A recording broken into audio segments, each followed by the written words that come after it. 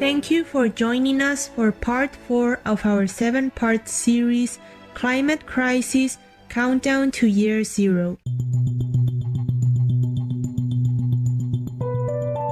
Warning, you might find the content herein disturbing, but the truth must be revealed. In our previous episodes, we learned that at the current rate of destruction of animals and the natural environment, we could annihilate Earth by the year 2026. We also learned that we can save ourselves from this dangerous outcome by making just one small change, adopting a vegan lifestyle. But how can we make this change in such a short period of time? In this episode, we'll learn that one of the most powerful tools for encouraging people to change is social media. On today's program, we'll meet 2 social media animal rights advocates, Mr. Ryuji Chua, a dedicated activist from Los Angeles, California, USA, and Ms. Renee King Sonnen, founder of Rowdy Girl Sanctuary in Wilder, Texas, USA.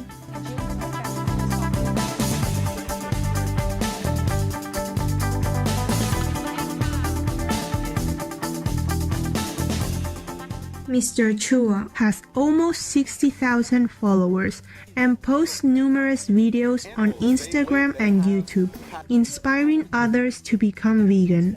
How does Ryuji use social media to spread the vegan message? By me putting out content on the internet and being like, hey, this is what I'm about. I'm vegan, this is my life is awesome, I have awesome friends.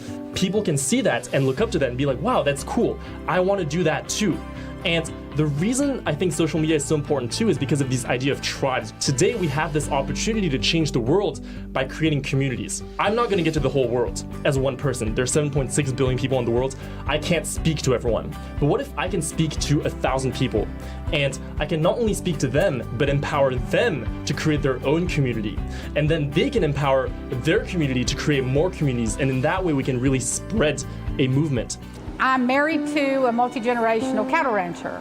I went vegan October 31st, 2014. What happened is I started questioning my husband. I started wondering why we weren't eating our own animals. You know, we always bought meat from the store and we sold the babies to the sale barn. I want to know why we don't eat our own animals. And he said, because I know them, Renee. And that didn't ring right for me. It took about 4 years of pressure from me to my husband for me to finally draw the line in the sand where I could no longer participate in the violence and the cruelty of sending the baby calves to the sale barn. You know, we are creating a new model that other ranchers are going to naturally want to gravitate to because the old paradigm isn't working. You know, dairy farmers are committing suicide. You hear about it all the time. The environment is being ravaged by all these hurricanes. So these animals are being drowned and insurance companies are having to come in and constantly overtake, you know, and help these ranchers out again, one more bailout after another. So ranchers are looking, they just do not know what to do. Chicken farmer, cattle rancher family in the heart of chicken ranch country has gone vegan. They used to send to slaughter 100,000 chickens every 52 days. Get your mind around this. They have a cattle ranch operation, beautiful cows. Right now they have 205 cows that they refuse to send to slaughter. Cattle rancher, chicken farmers gone vegan.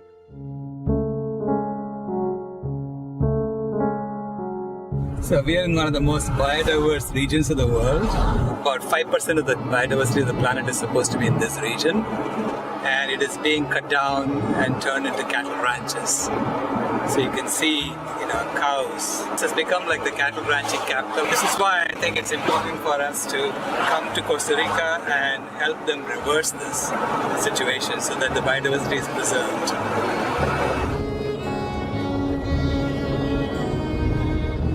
He who has a why to live for can endure almost anyhow. This is why the why is so important. If you have been studying what's going on in the environment, the why becomes almost obvious. We know why we have to have a vegan world. In 2009, I was at this sanctuary in the Western Ghats of India. I got the most depressed at that sanctuary because I saw how beautiful nature is. You just leave nature alone and you get back the forest. We just take human beings out, all other species are happy. They create a beautiful forest, they drop their seeds and new trees are born.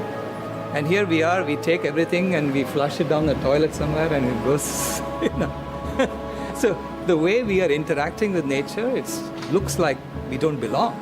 It turns out that in the last 3 million years, the Earth has been going through so many glacial periods and interglacial periods.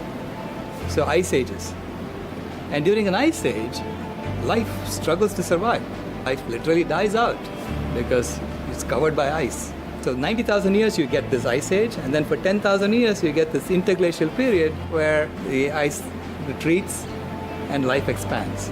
Over the last 12,000 years or so, we came out of the previous ice age and into the current interglacial period.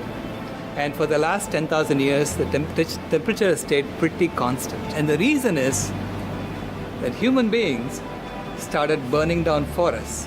And this is what we have done over the last 10,000 years. Unknowingly, we kept the temperature constant over the last 10,000 years, so that the Earth did not go back to an ice age 6,000 years ago.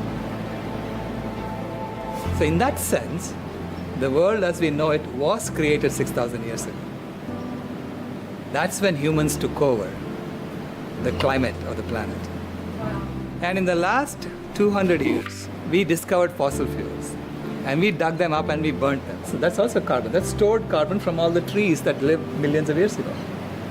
So we took them out and we burnt them. And in the process, we have raised it. The carbon dioxide levels have now come to over 410 parts per million. So the Earth is getting hotter as a result of that. The Earth is getting hotter. We are killing animals. We are destroying forests still. And so we have no choice but to return the forest. Okay? When you return the forest, you can sequester all that extra carbon that's in the atmosphere back on the ground. You'll give back land for the animals to recover. All that carbon that we have put from the fossil fuels will stay in the atmosphere and it will keep the temperature constant. So we can return the temperature back to what it was 200 years ago and bring life back. That's the only way out that we have. That's the only way out where I see light. To me, it's as if nature has said, you now understand what's going on. You now know you have to bring back life. Okay? That's the only way you are going to survive. Otherwise, you are also going to die. And we are the thermostat species for the planet. It's our job as human beings to maintain conditions of climate and weather, the environment for all life to flourish.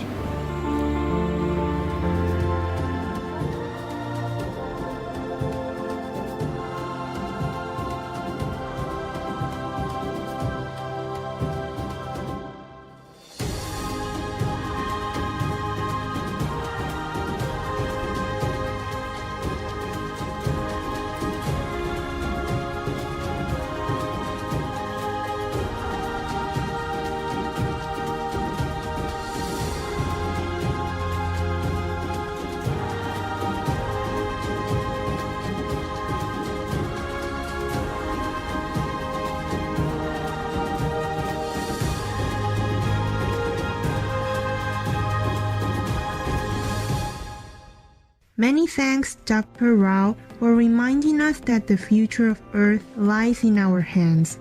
We pray that all beings will soon adopt the vegan lifestyle to save our precious planet.